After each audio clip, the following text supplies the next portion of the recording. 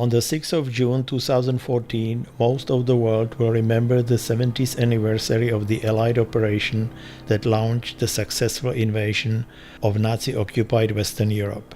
A military operation which is also known as the D-Day or under its code name Operation Overlord. During this operation, up to 4,500 Allied soldiers lost their lives. We have heard the names Utah, Omaha, Gold, Juno, and Sword. The beaches where the Allied military units disembarked on the coast of Normandy in France. However, it is not easy to visualize the reality, so I would like to offer you now an opportunity to fly with me over the disembarkation beaches and see it all for yourself.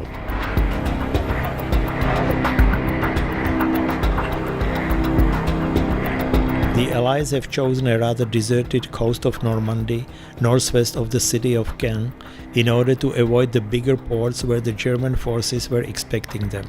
In just the first day of the operation, about 200,000 Allied soldiers were transported onto the beaches. I flew from the west to the east, so my video starts on Utah Beach, where American units disembarked. The disembarkation on Utah Beach was so successful because this part of the coast was not so well defended by the Germans. Also, the preliminary Allied bombing made a lot of damage, and altogether 28 amphibian tanks made it to the coast. The success was, to a degree, aided by a small navigational mistake, which meant that the soldiers reached the coast at a point which was less defended than the originally planned area. The assault was at the same time supported by soldiers transported beyond the German lines in gliders and by paratroopers who attacked the German fortifications from inland. Here we are leaving Utah Beach and fly over to Pointe d'Oc, which borders with Omaha Beach. Pointe d'Oc is remembered for the heaviest fighting. More than 200 men of the 2nd Ranger Battalion had to overcome 30 meters high cliffs with ropes and ladders to destroy the gun battery located there. They climbed the cliffs under heavy machine gun fire and lost over 60% of their men. It took 2 days to rescue the survivors from a pocket in which they got isolated.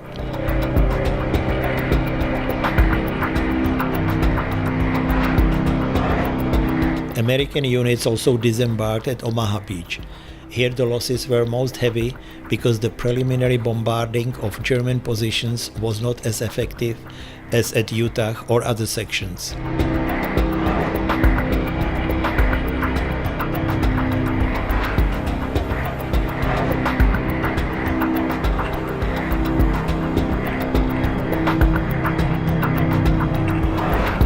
The soldiers were therefore disembarking from their transport ships under a crossfire of German machine guns.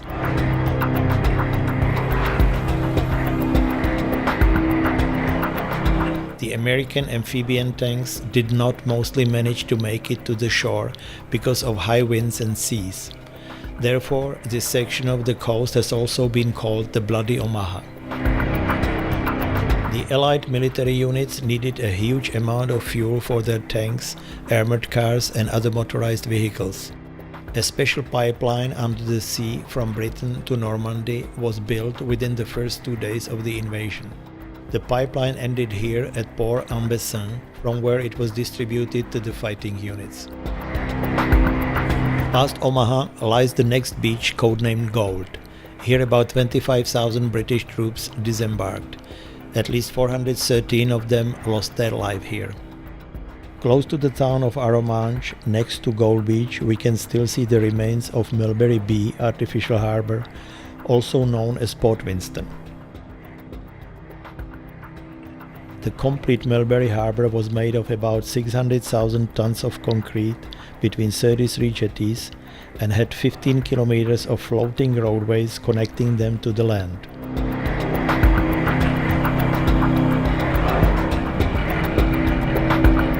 Altogether, 2.5 million men, 500,000 vehicles and 4 million tons of supplies were shipped through here between June 14 and November 19, when the harbor was in use.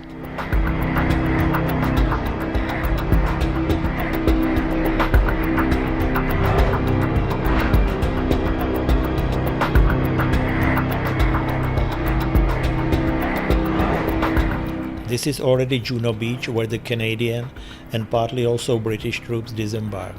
Altogether about 15,000 men. Out of these, at least 340 lost their lives here.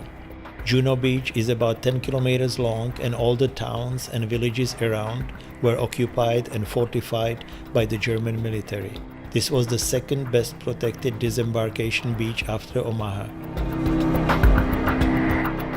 About 1/3 of the landing ships were destroyed here by the German naval mines and by underwater cliffs.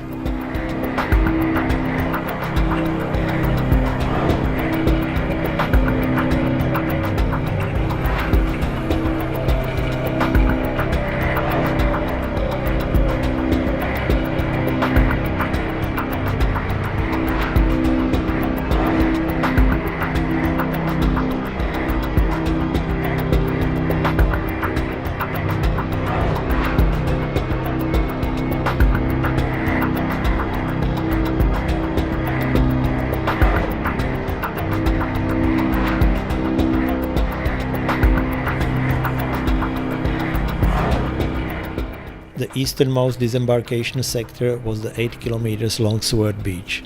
Here about 29,000 British soldiers and 177 soldiers of the Free French landed. Their military objective was to take over the city of Caen and its airport Carpiquet. They managed to achieve this goal within the first 2 days. From Normandy, the Allied armies continued further into Europe.